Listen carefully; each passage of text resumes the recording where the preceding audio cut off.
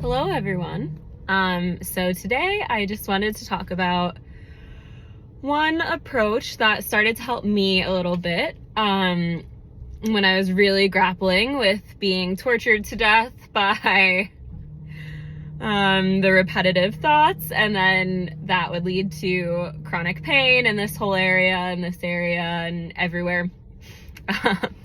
But something that really started to help me was slowly and sarcastically agreeing with some of the thoughts that would pop in, which might look something like, oh my God, there must be something like doctors missed, or oh my God, there must be something like really wrong with this area.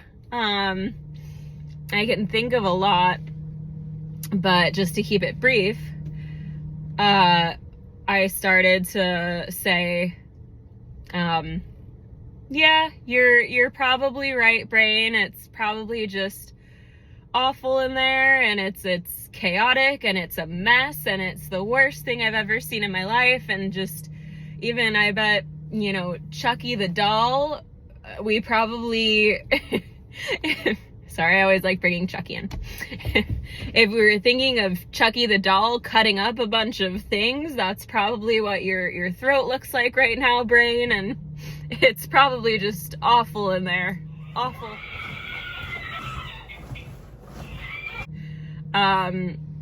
Or like, yeah, you're right, like for the next 20,000 years, you're probably gonna have to go to every doctor on the planet to just really get them to figure this out. And you're gonna have to just keep going on this world tour until they nail it down, and just really just doing it in a way that's kind of making you laugh, because when we're sarcastically agreeing with the thoughts and doing that, you're not really fighting them anymore. You're kind of acknowledging how absurd and ridiculous they can get. And by the way, like, if you're grappling with these repetitive thoughts, none of that is your fault. It's what this loop will do to you. And the reason I point out to so many people who have chronic pain, at least in my personal opinion, I think that this stuff is very, very human. And in a lot of chronic pain cases, it's kind of what's going on. It's this repetitive thought loop. And then people will say to me like, yeah, but I was told I have this label, or I have this, I was told, often they'll bring up like genetics and all of that. I never discount it, because I know that can feel really, really jarring for people when you've been told something by doctors your whole life, or, throughout your medical journey. But I think it's really hard for me now to have a perspective that's different than like, yeah, but I have interacted with so many people now who are told all of these things by doctors in the medical world and Dr. Google, and just basically by being human, we've been so socialized to believe all of this stuff. And once like one other practitioner, who is more invested in the mind-body connection and really familiar with it, and help them understand it and see what was going on, if they just connected with like one practitioner like that, I've seen way too many people start to get better from like the craziest things. And so I think that shifted my views a bit. And again, that's just like it's my own opinion. I have to really clarify that, of course, but I think intense suffering caused it to be really hard for me to now not be able to believe that if you're grappling with chronic pain or symptoms, that in a lot of cases, what's going on is that your brain is in a pretty repetitive, I always say like OCD-like thought loop. We could also just call it OCD, but obviously I don't want to use a label. That's a very loaded term, and I know that can scare people.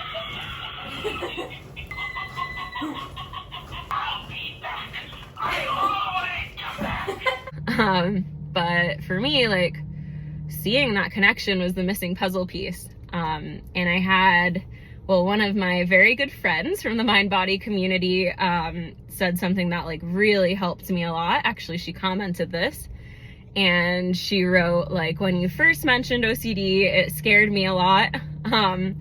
But now, like, that has been so helpful, and that was like the missing piece. And again, this is not me diagnosing people or whatever. I'm just pointing out that sometimes bringing up that connection or just the obsessional aspect of pain and symptoms, it helps people be like, oh my God, like, this is what's been going on with me.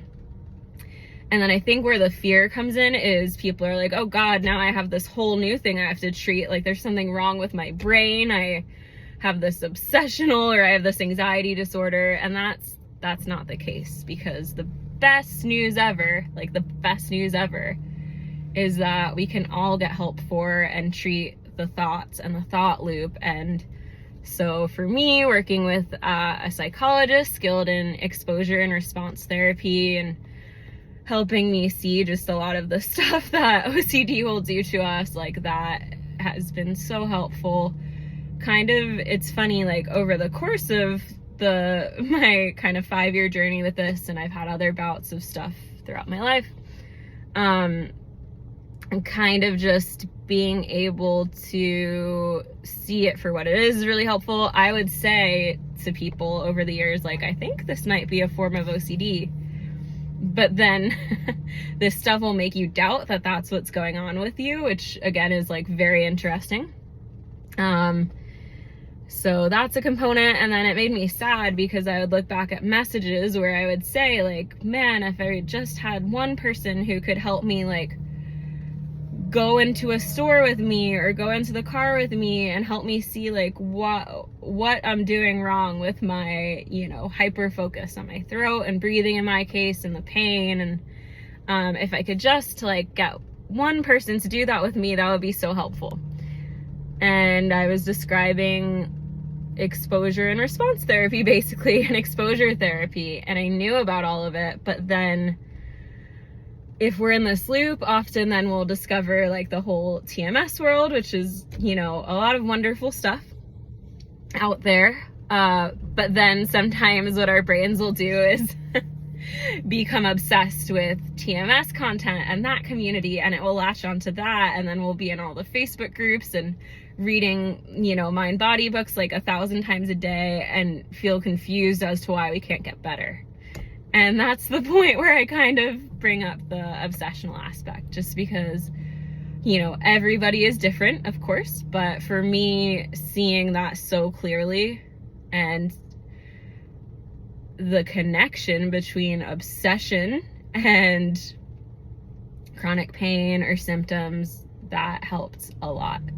So I wanted to talk about that a little more today. And then I think too, the reason I bring up responding sarcastically to the thoughts, which that's just one approach, but I think people might listen to this video or see this video and be like, okay, that's great, like, my pain and symptoms might be caused by an obsession. What do I do with that? And we'll try to cover that a little more in depth, or I will try to cover that a little more in depth, but I really believe that all of it goes back to our thoughts and the emotions connected to those thoughts, for a very long time. And I still really just love his work, admire him so much, but I was in, you know, the Dr. Joe world, and I still read a lot of the content, and it is so helpful. And then I think of, like, Eckhart, and what he teaches, and just how, like, oh, humans, if we just start catching our thoughts and practice recognizing them, and even, like, spending little bouts of time turning them off, whether it's on, like, a 2-minute car ride or even, like, a 2-minute walk to the kitchen, that becomes our practice.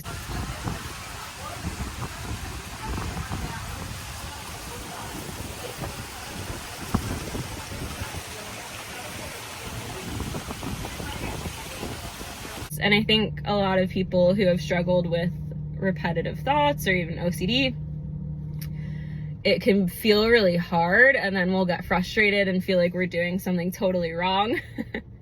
But actually, I say the fact it feels really hard is very normal and human, so human. And you're not doing anything wrong, you're actually doing it right. And that's why they call it a practice, right? Like finding little moments in the day where you could just tune in to that presence.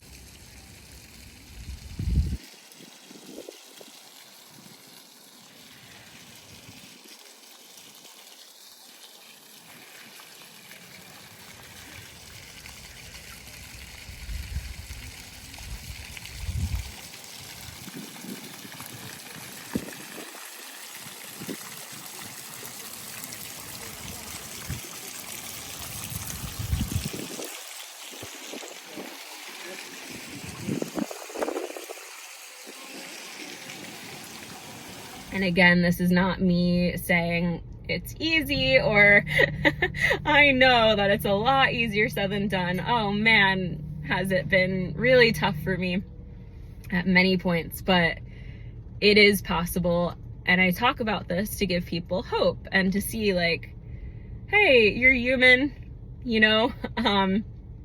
This is a very common, sadly, human experience for a lot of people. And of course, there's more techniques we could go into. There's a lot more ways like out of this loop and out of pain. But today I figured, just because it popped into my brain. And as you can see, I have my Dunkin' coffee today, which maybe is why I might be talking fast, but it's the topic I figured I would cover. Just because, yeah, when people say like, okay, great, what do you do with this? Sometimes just responding in the most absurd ways possible can really help people. So I hope this is helpful. Like I said, this is not me diagnosing anyone or anything like that. I'm just sharing what worked for me. Obviously, then I have been working with a really awesome, psychologist, and it was a really awesome psychiatrist who also kind of confirmed what I had thought at points, which is like, oh, this feels like a form of sensory motor OCD. And then, like I said, there'd be very long periods of just like your brain and the OCD loop causing you to doubt everything.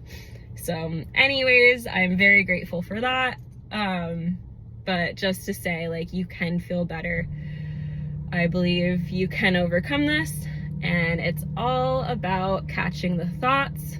And not in like an obsessive way or anything, but also a big part of it too that will start to help is like recognizing what's going on.